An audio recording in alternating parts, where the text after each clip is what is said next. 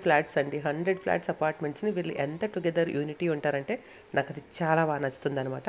ఇక్కడ దుర్గా ఆంటీ అని ఇక్కడ దీపం పెడుతున్నారు కదా! ఆవిడ వీళ్ళందరిని అంటే అందరినీ ఒకేలా చూసుకోవడము, చిన్న పిల్లలాగా ఆవిడ ఉండడము. సో, ఇదంతా నాకు చాలా నచ్చుతుంది అది కూడా.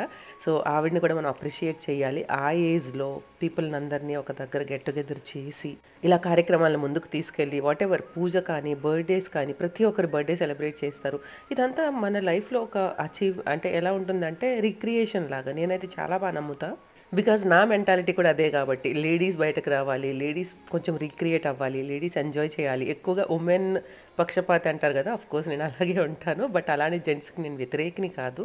బికాజ్ లేడీస్ బయటకి రావాలంటే వాళ్ళ బ్యాక్ జెంట్స్ ఉండాలి. వాళ్ళు సపోర్ట్ చేయాలి. Then only it will be possible. అవునా కాదా? సో, నేను దాన్ని కూడా బలంగా నమ్ముతా. లేడీస్ బయట ఉన్నారు అంటే జెంట్స్ చాలా సపోర్ట్ ఇస్తారు. మనం ఒకరోజు మీరెళ్లి ఎంజాయ్ చేయండి అంటే వాళ్ళ హస్బెండ్